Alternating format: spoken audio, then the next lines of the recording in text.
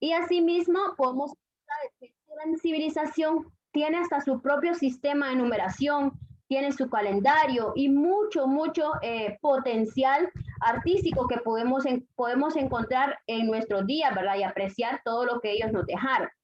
Y es ahí donde podemos encontrar lo que es la parte de arte precolombino, con esculturas, con arquitectura, como mencioné, dentro de las otras manifestaciones, literatura también, danza, todo ello pues iba de la mano con lo que es los mayas. Luego del arte precolombino pasamos a la conquista y es aquí donde predomina lo que es las manifestaciones artísticas traídas por los españoles, ¿verdad? El arte colonial. Y es aquí donde en el arte colonial donde vamos a encontrar la mayoría de obras artísticas basadas en religión. ¿Por qué? Porque ellos traían culturas, implantar en nuestros antepasados su cultura, ¿verdad? Política, social, económica, religiosa. Y es aquí donde ya podemos encontrar la mayor parte de obras artísticas en el arte colonial que se basa en monumentos religiosos, ¿verdad? Las iglesias. Y podemos encontrar, vean, las iglesias de Lempira, uh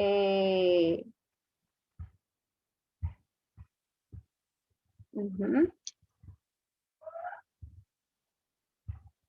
Son parte de valores culturales, de igual, ¿verdad? Que ellos empezaron a implementar. Asimismo, también podemos encontrar edificios, ¿verdad? De lo que es la parte educativa, porque es cuando ya se empiezan a implementar también institutos, la universidad, ya hablando en Guatemala, y así sucesivamente, los años fueron pasando, pues ya se implementaron también en nuestro país. Vean, aquí tenemos uno de los colegios, ¿verdad? Que son obras artísticas de la edad del tiempo de la colonia.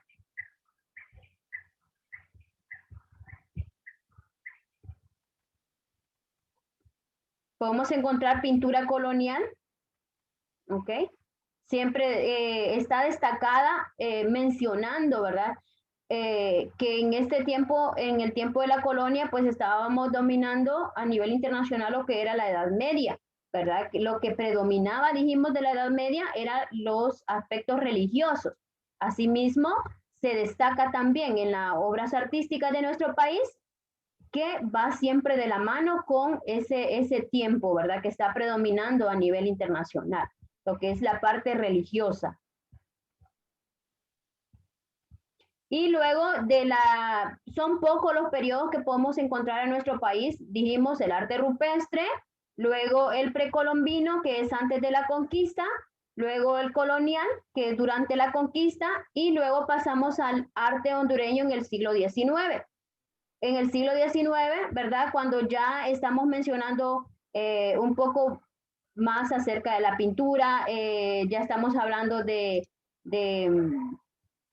diferentes manifestaciones ya no basadas, ¿verdad? No normalizadas con lo que eran las exigencias de la religión, como lo mencionábamos en el arte de la Edad Media, y así avanzamos a lo que es el arte en el siglo XX, que si estamos hablando en el arte del siglo XX o en nuestros días, pues es un poco muy complicado, perdón. Es muy complicado que mucho artista hondureño pues se dedique, como quien dice, 100% al arte, porque no existe el apoyo suficiente por parte de las organizaciones gubernamentales y asimismo de la población, ¿verdad? De la población no apoyamos así como que nuestro arte, ¿verdad? Nuestra cultura.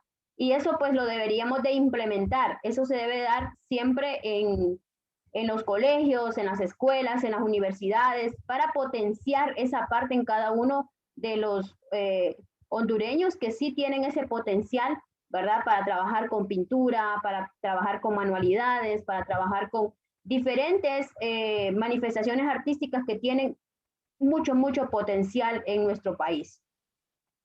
¿Algún aporte, jóvenes, que ustedes tengan con respecto a este tema?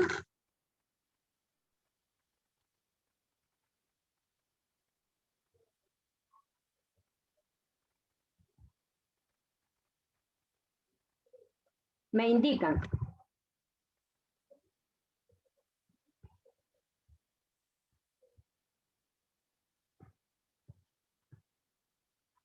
¿No hay?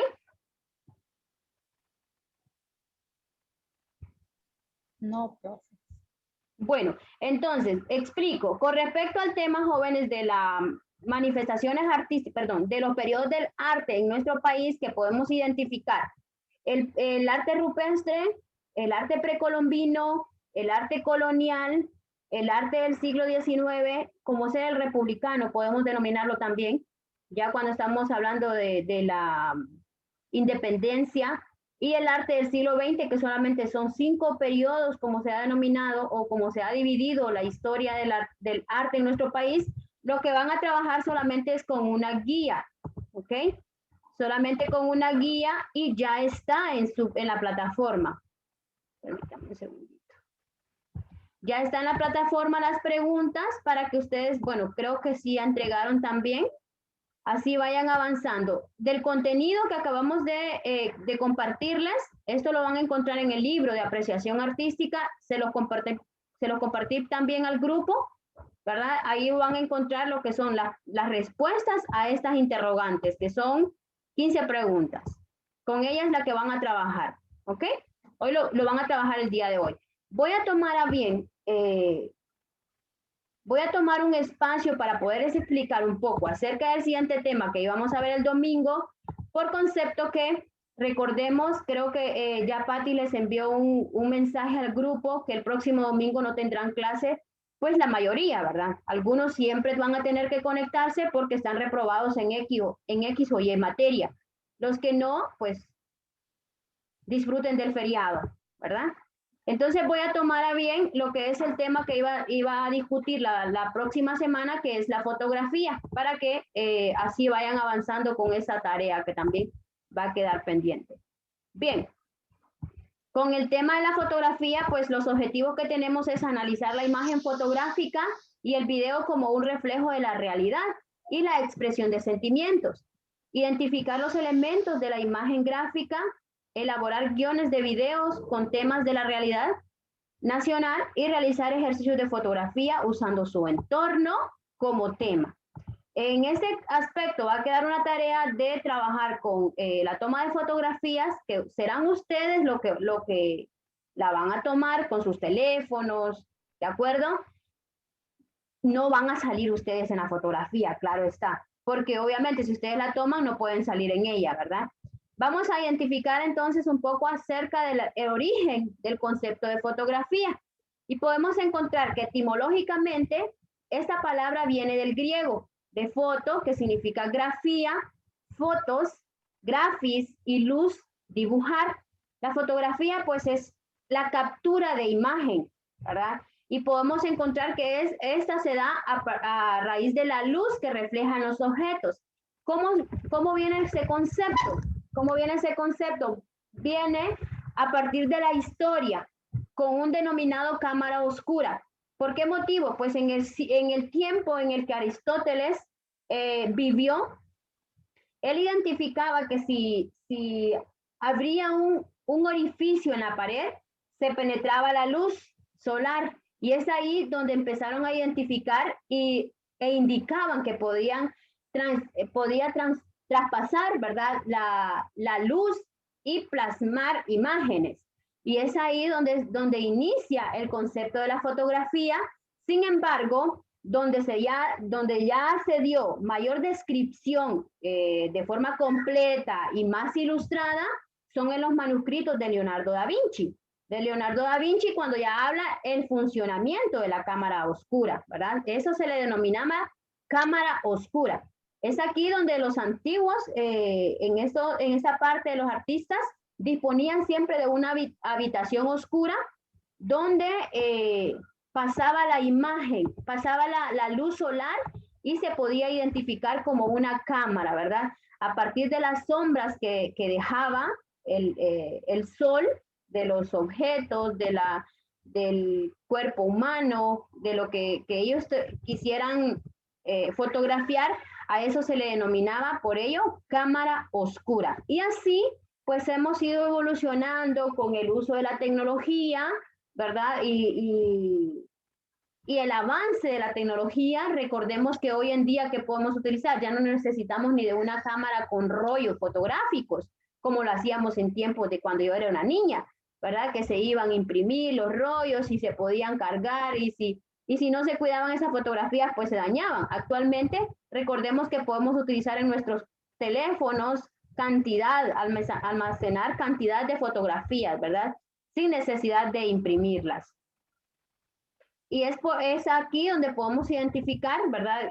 Lo que es la fotografía en la actualidad, cómo podemos encontrar la cantidad de resolución, fotografías sumamente claras, cómo podemos identificar, ¿verdad? Esa parte a larga distancia y así sucesivamente, es más, hasta abajo del agua, etcétera, podemos trabajar, ya sea con cámaras digitales, cámaras profesionales o con nuestros propios teléfonos. Es más, hasta nuestras computadoras ya traen esa función para hacerlo, ¿verdad?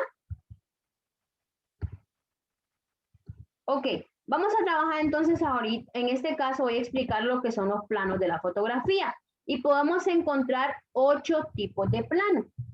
Con ellos lo que ustedes van a trabajar, van a tomar una fotografía para cada plano y lo van a identificar. El primer plano se denomina gran plano general. ¿En qué consiste el gran plano general? En este gran plano general consiste en que la fotografía siempre está tomando la figura humana. Sin embargo, esa figura humana queda muy reducida dentro del encuadre que usted está fotografiando, ¿verdad? Lo que más se va a identificar es el paisaje. Y la figura humana o el objeto, el animal que usted esté fotografiando, será menos importante que lo que hay a su alrededor. ¿De acuerdo? A esto se le denomina gran plano general. ¿Está claro con el primer plano? Sí, pero todos están ahí en el libro, ¿verdad? En el libro no. Este está en la presentación. Ya se lo voy a mostrar en la plataforma. ¿Ok? Bueno. Luego pasamos a lo que es el plano general. ¿En qué consiste el plano general? Hablamos de gran plano general que lo que más importante es el exterior, ¿verdad? El paisaje mencioné. En este caso del plano general, pues ya está tomando un poco más de importancia el individuo, ¿verdad? Que se está fotografiando y va a ocupar una cuarta parte de la altura del cuadro que usted utiliza para fotografiar. Siempre volviendo importante al paisaje. Podemos encontrar ahí el ejemplo, ¿verdad? Es que sí, se le ve importancia al individuo, pero también es parte importante del paisaje que estamos fotografiando, ¿de acuerdo? Y en el anterior dijimos que el individuo llega a ser simplemente como parte del paisaje, ¿verdad? Lo más importante es todo lo que está alrededor de él. Y pasamos a lo que es el plano entero. En este caso, ya el plano entero, empezamos ya a fotografiar al individuo desde la cabeza a los pies, ¿verdad? En este caso, sí, se va a ajustar justamente en la cabeza a los pies del individuo para conocerlo como un plano entero, ¿verdad? En este caso, ya toma mucho más importancia el individuo o el objeto que usted está fotografiando. ¿Verdad? La figura se va a acercar más al encuadre que usted está tomando. Esto en cuanto al plano entero. El plano medio, si denominamos plano medio, también lo conocemos como 3/4 o lo conocemos también como plano americano. ¿Por qué se conoce como plano americano? Se conoce como plano americano porque era muy utilizado, muy común en las películas, ¿verdad? Del cine clásico estadounidense. ¿Cuál era su objetivo? Al momento de fotografiar o de rodar la cámara en el video, solo de las rodillas a la cabeza del individuo era para tomar importancia a las armas que ellos utilizaban. Y es por ello que yo les muestro, ¿verdad? En esta parte mi derecha, el individuo con armas del cine clásico, y es por ello que se denomina plano americano, ¿verdad? O también plano medio largo. Se toma desde la altura de las rodillas hasta la cabeza, ¿verdad? Desde la altura de las rodillas hasta la cabeza.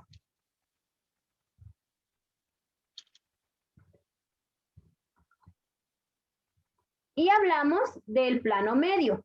Cuando hablamos del plano medio, ya estamos dándole mucho más importancia al rostro de la persona que estamos fotografiando, porque en este caso, pues vamos a cortar desde la cintura, desde la altura de la cintura a la cabeza, para poder tomar mayor claridad y poder enfocar la expresión del individuo que estamos fotografiando.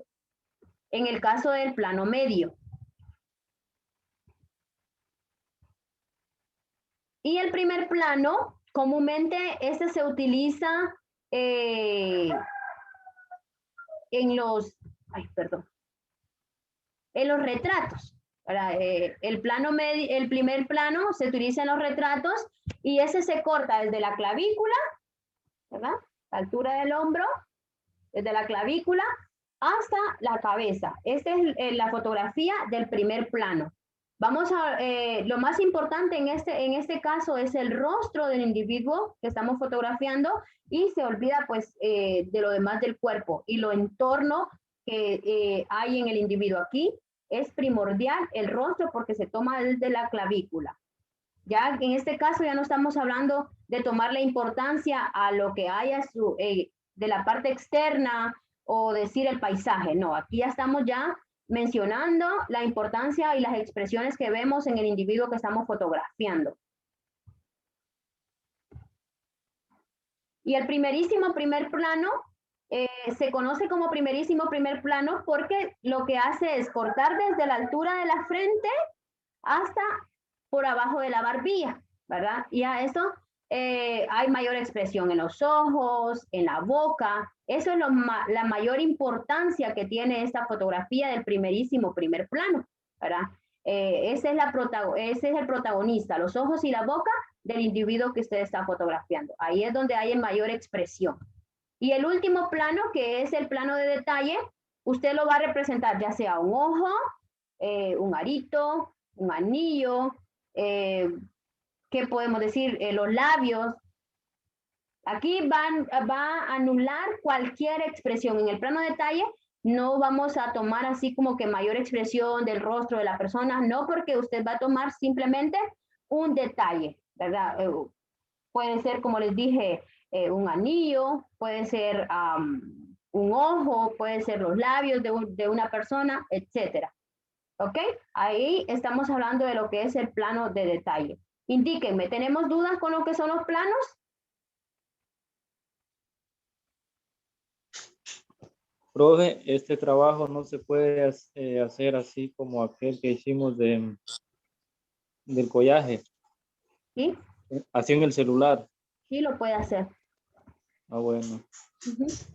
Solo ¿Puede que compartir momento que los nombres? Sí, solo que al momento que usted esté fotografiando, como en el caso ahorita, como ustedes me ven en la cámara, ¿qué tipo de fotografía es si tomáramos esta fotografía? Así como vemos en la cámara. ¿Será un primerísimo primer plano o será un primer plano? Un primer plano. Un primer plano. Entonces, cuando usted tome la fotografía y esté haciendo el collage, usted tiene que identificar, ¿verdad? Si tomó la fotografía de la profesora, vamos a decir en este caso, entonces, esa fotografía es un primer plano, ¿verdad? Luego, si lo que hace es simplemente tomar el ojo de una persona, entonces identificar que ese es el plano de detalle. Porque lo que yo necesito es que ustedes aprendan a identificar también y conozcan cuáles son esos tipos de planos, ¿verdad? Profe, y eso tiene que ser fotografías que tomemos nosotros y de la misma persona. Como me dijo, perdone. Esas fotografías tenemos que tomarlas nosotros de la misma persona, tienen que ser todas. No importa que sea de la misma persona, pero sí tiene que tomarla usted. No quiero que vaya a la web y descargue una imagen. No, tome la fotografía usted tal y como se se le presenta el tipo de plano. Está tomando, vamos a decir que va a tomar el plano medio largo, entonces va a tomar el individuo o la persona que usted va a fotografiar y solamente la va a fotografiar a la altura de las rodillas hasta la cabeza. Y ahí estamos hablando del plano americano. ¿Ok? ¿Estamos bien? Sí, profesor, lo que lleva el nombre cada plano, ¿verdad? Correcto, sí. Lo importante es identificar. Profe, cuando lo hagamos eso, ¿vamos a poner resumen o solo vamos a identificar la foto? Nada de conceptos ni resumen, simplemente la fotografía e identificar qué tipo de fotografía es, qué tipo de plano. ¿Ok? Ok. Bueno. Es como un álbum que vamos a hacerle. Es un álbum, correcto. Ahora les voy a explicar, permítanme que me faltan todavía los ángulos. Ahorita solo son los planos. ¿Ok? Son, perdón. Alguien está accediendo, pero no sé quién es. Vean si han escrito al grupo, por favor, porque yo olvido el teléfono cuando estoy en clase.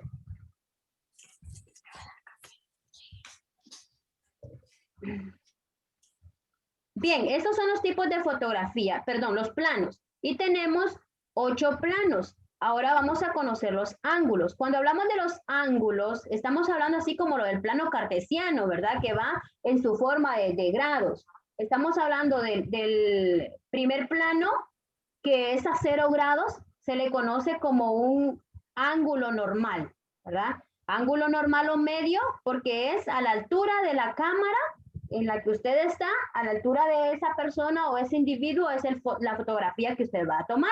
Y esto se le conoce como ángulo normal o medio, ¿verdad? No va a ser ni un grado por encima ni un grado por debajo del individuo. Esto nos sirve para mostrar o describir lo que es de manera natural u objetiva el individuo, el objeto, la persona que usted esté fotografiando. Ya si hablamos del ángulo picado, en este caso, ¿sí? Ya estamos hablando que lo vamos a tomar desde un ángulo como aproximadamente 60 grados, ¿ok? Vamos a ubicar nuestra cámara como a unos 60 grados, creo. Comúnmente las selfies de esa manera las tomamos, ¿verdad? Cuando estamos fotografiándonos siempre tenemos una forma de ángulo como unos 60, 70 grados para fotografiar. Y a eso se le conoce como ángulo picado. ¿Ok? La cámara siempre quedará un poco más alta del objeto que usted va a fotografiar, de arriba hacia abajo. ¿Y qué es lo que denota esta fotografía? Lo que hace es denota como poca importancia en el individuo o se le denomina como debilidad u humillación Estamos hablando del ángulo picado. Ahí tengo un ejemplo, vean, en este caso la chica, ahora estamos hablando de un ángulo picado y la rosa, pues también tenemos un ángulo picado. Bien, hablamos del ángulo contrapicado. Cuando hablamos del ángulo contrapicado, vamos a ubicar la cámara justamente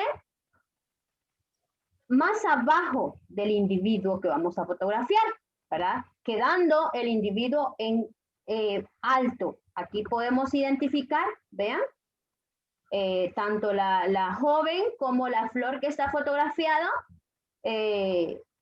justamente se puede identificar que la cámara está abajo, ¿verdad? Y esto lo que hace connota o lo que significa es importancia o poder del individuo que ha sido fotografiado. A esto se le conoce como ángulo contrapicado. Y trabajamos con el ángulo cenital.